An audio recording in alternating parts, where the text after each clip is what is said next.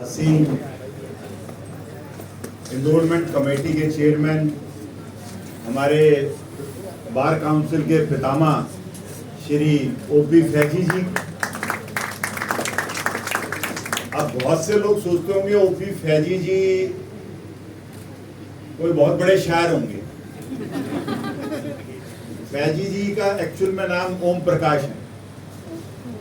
तो ये फैजी जो वर्ड है वो उनके नाम के साथ एक जैसे नाम लग जाता है ना, एक टाइटल, तो फैजी साहब का टाइटल है। और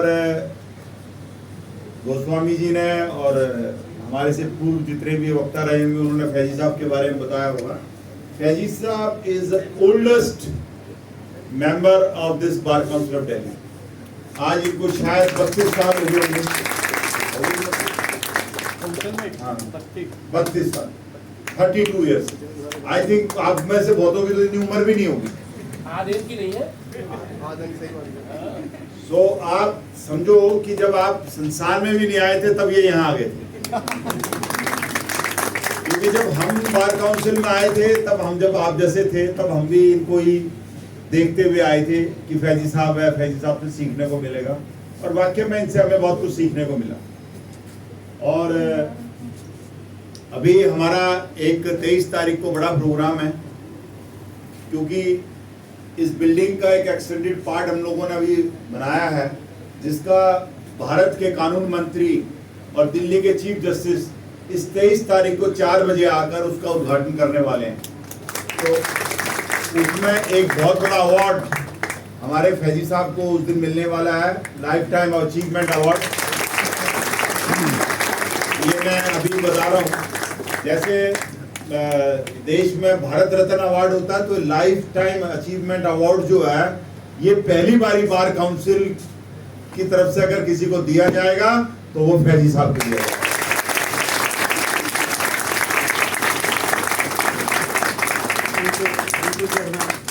ये अनाउंसमेंट हालांकि फैजी साहब को पता नहीं था, लेकिन आज मैं आप जितने बच्चे यहाँ आए हुए हैं उन सबको देख के मैं थोड़ा सा ज्यादा एक्साइटेड हो गया और मैंने ये राज खोल दिया।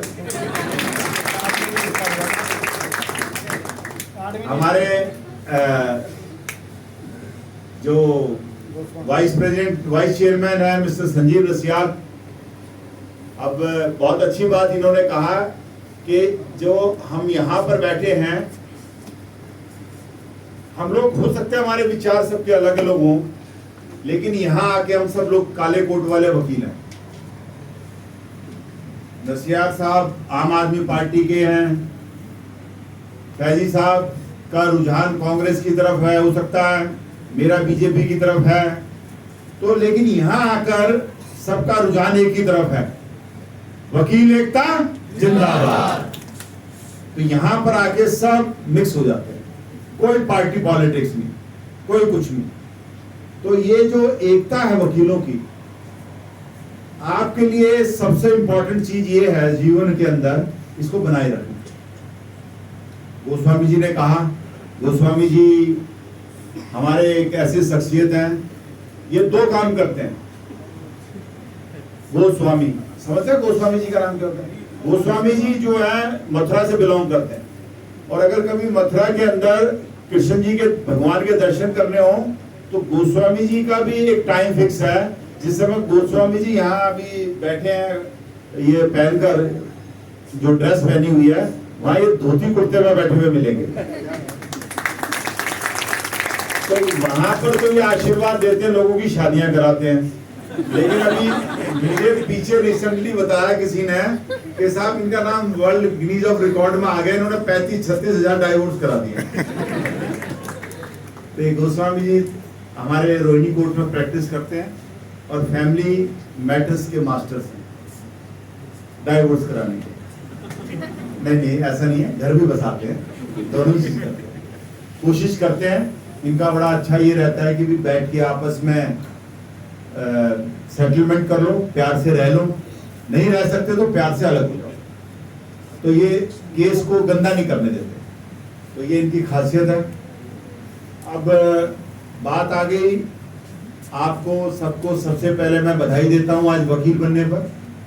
आप आज से वकील बन गए, आज के सबके मैसेजेस आ गए।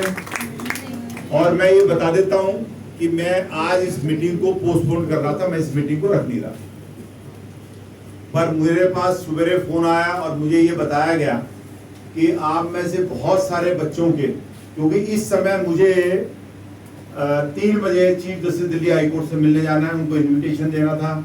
हमारे काफी आज 23 तारीख की जो प्रोग्राम है उसकी सारी पेंडेंसी आज हमारी कंप्लीट होनी थी, पर मुझे जब ये बताया गया कि जी कि आप बच्चों का कहीं एग्जाम है, अभी एक लास्ट डेट है, उसका फॉर्म भरा जाना है, तो हमने कहा कि नहीं, हम अपने प्रोग्राम को रोक देंगे, लेकिन बच्चों का जो आज आने वाली जनरेशन है इसका कहीं अहित नहीं होना चाहिए।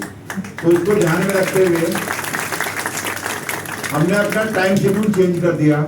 3 बजे अभी हमें हाई कोर्ट पहुंचना है, तो इसलिए हम ज्यादा देर यहाँ रुकेंगे, हम खुद भी नहीं रुकेंगे, मैं लेने आया हूँ इनको। तो क्योंकि ऐसा है कि ये नहीं तो आप लोगों के साथ बिजी हो जाते हैं, बच्चों से बहुत प्यार है। तो बाकी मोटी मोटी बात सारी मेरे पूर्व वक्ताओं ने बता दी होगी, मैं उनको सबको रिपीट नहीं करना चाहता। मैं आप लोगों से सिर्फ एक ही बात चाहता हूं कि वकील बनना है, दलाल नहीं बनना।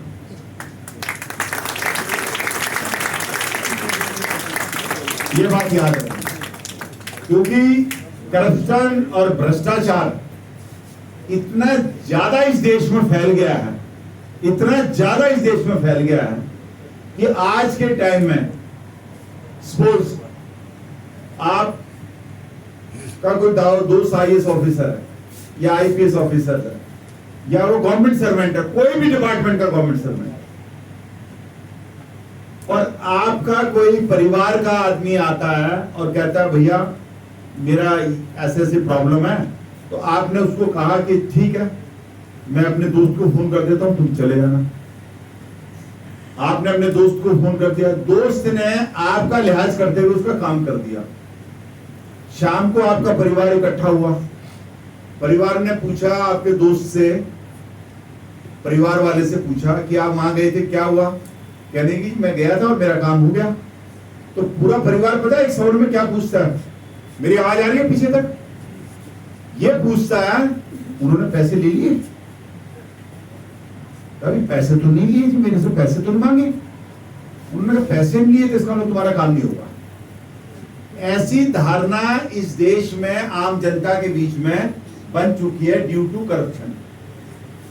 और उससे कौन लड़ता है? उससे लड़ता वकील। जब आदमी दुखी हो जाता है तो वकील को अप्रोच करता है।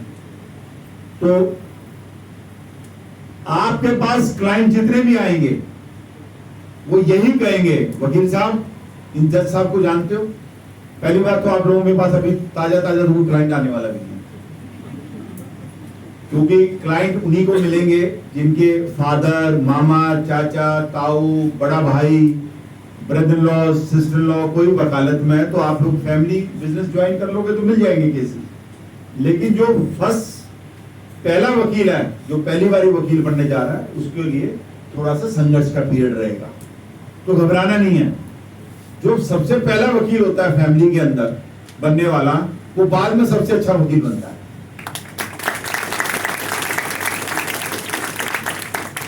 तो थोड़े से दिन काम नहीं आएगा, लेकिन आप डटे रहना, काम अपने आप आएगा। बहुत अच्छी बात इन्होंने बताई है कि जब भी कोर्ट में जाओ, सबसे पहला प्रिंसिपल ये है कि आपने वेल ड्रेसअप होकर जाना है, नंबर 1। नंबर 2, आपको अपनी फाइल के बारे में पता होना चाहिए। नंबर 3, आपको कोई काम सिखाएगा नहीं। वो गए जमाने फैजी साहब जैसे लोग अब नहीं रहे, बहुत कम है, एक्सेप्शनल है, इसलिए इनको अवार्ड दिया जा रहा है लाइफ टाइम। अब फैजी साहब जैसे लोग नहीं रहे जो बैठ के सिखाते थे काम। अब आपको काम खुद सीखना है। ये गलत फहमी मत रहना कि मेरे को फलाने सीनियर के पास मैं काम सीखने चला जाऊंगा, वो मुझे काम सिखाएगा। कोई काम नहीं सिखाता, क्योंकि वो लोग ही नहीं रहे, क्योंकि वैसे वो बच्चे भी नहीं रहे, क्योंकि आप लोग भी अपनी मर्जी के मालिक हो, तो बड़े लोग भी अपनी मर्जी के मालिक हो गए। सो काम आपको सीखना पड़ेगा, आपकी मेहनत, आपकी स्किल ही आपको काम सिखाएगी। तो मैंने आज आपको बता दिया कि आपका संघर्ष का पीरियड अब शुरू हुआ है। वकील बन गए, ये खुशी है, लेकिन वकील बनने के बाद वकालत को चलाना और उसमें चलना, उसके लिए अब आपका कठिन परिश्रम शुरू हो गया। अभी तक तो कॉलेज की मस्ती थी, पास हो गए, पढ़ाने वाला पढ़ा रहा था, अब आपके पास गुरु नहीं है। कॉलेज में तो टीचर ने आपके कॉन्सेप्ट दूर कर दिए। दूसरी बात, मैं एक बात बता देता हूं, आपके पास पहले 2 साल हैं, जितनी मर्जी गलतियां कर लेना, आपको समझाने वाले 100 लोग मिल जाएंगे। लेकिन 5 साल के बाद आप कोई गलती करोगे तो आपको की गलती को सुधारेगा नहीं, लोग आपकी गलती पे मजाक उड़ाएंगे। ये मत सोचना। तो ये मैं अभी आज आपको बता देता हूं, जितनी आप यू आर फ्रेशर्स, आप कोर्ट में भी जाओगे, आपको जज भी समझाएगा, आपको आपका कुली भी समझाएगा, आपको अपोजिट काउंसिल भी समझा सकता है। आपको पीछे बैठा हुआ एक सीनियर बैठा होगा, चुपचाप से जब आप ज्यादा बोल रहे होगे, गलत बोल रहे होगे, आपको धीरे से कोर्ट खींच के बोलेगा ये वाली बात मत बोलो। लेकिन जब आप 5 साल 10 साल बड़े वकील बड़े हो जाओगे, तब लोग आपको कोर्ट नहीं खींचेगा, कुछ समझाएगा नहीं, लोग आपके ऊपर हंसेंगे। तो मेहनत अभी से ही कर लेना, पहले दिन से सोच लेना कि हमें बड़ा वकील बनना है। और बड़ा वकील बनने के लिए बताया था ना उन्होंने, सबसे इंपॉर्टेंट चीज है आपको अपनी पूरी तैयारी करनी है, वकील के साथ साथ एक अच्छा इंसान भी बनना है। Very good.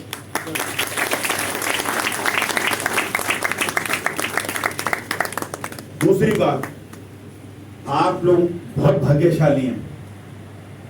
बार काउंसिल के अंदर कोई डिप्रेशन नहीं है ऐसी, हम लोग मैनेज कर लेंगे। पूरे हिंदुस्तान के अंदर जब जजमेंट आया, पूरे हिंदुस्तान के अंदर इनरोलमेंट बंद हो गई है, पूरे हिंदुस्तान में। मुझे नहीं पता किसी ने खोली है कि नहीं खोली, लेकिन पूरे हिंदुस्तान के अंदर अगर पहली बारी किसी बार काउंसिल ने कहा कि हमें बच्चों के हित से नहीं खेलना, इनकी इनरोलमेंट करनी है, तो वो दिल्ली है। दिल्ली बार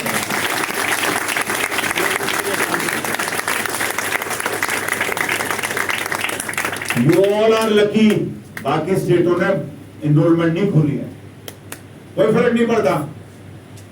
400 रुपए। और ये भी मैं बता देता हूं, उड़ीसा के अंदर इनरोलमेंट फीस पता है कितनी है? 42,000। किसी स्टेट में 35,000, किसी स्टेट में 30,000, किसी स्टेट में 21,000। बार काउंसिल दिल्ली थी तब भी 14,000 रुपए सबसे कम लेती।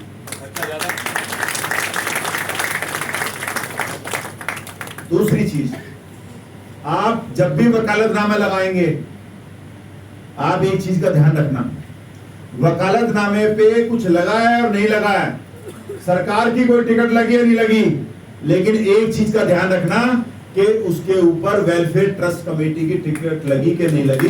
That is your money. 50 अब कितने रुपए की होगी?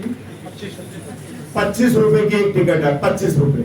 उस 25 रुपए से की वजह से जब कोरोना आया दिल्ली के अंदर, हमारे जो वकील लोग थे जिनके पास कोई मेडिकल एश्योरेंस नहीं थी, कोई इंश्योरेंस नहीं थी, कोई उनके पास खाने के लिए एक साधन नहीं था, तो हमने उनको 27 करोड़ रुपया हमने उन वकीलों के ऊपर खर्च किया। और वो सारे ऊपर नहीं गए हैं, यही हैं। कह दिया था कि सब ऊपर चले गए, तो मैंने फैजी साहब से पूछा सब चले गए क्या? कैसे नहीं गई?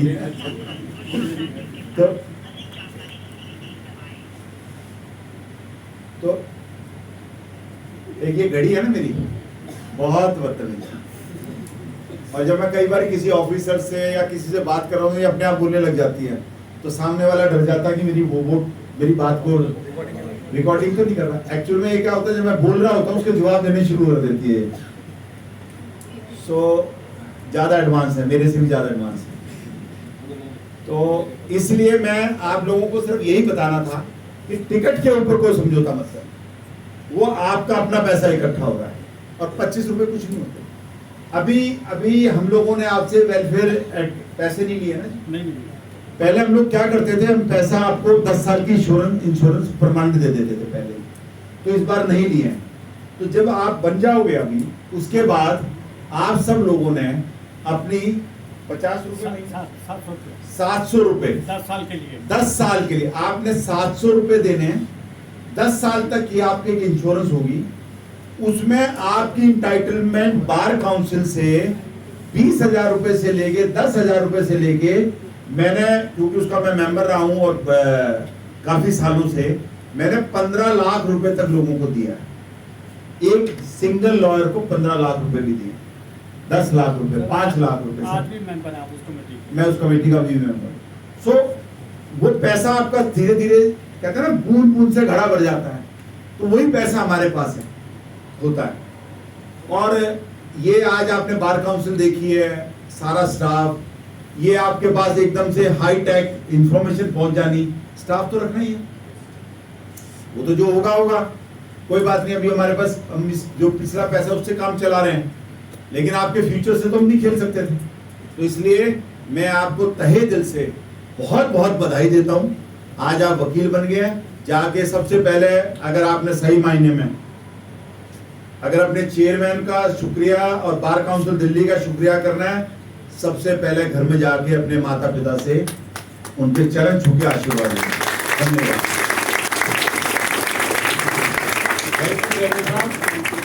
अब सभी आप लोग एनरोल हो चुके हैं, अपने लिए जोरदार ताली बजा लें और सब लोग खड़े हो जाएं। सभी को बैंड देंगे यहीं, और सभी बैंड पहनकर ही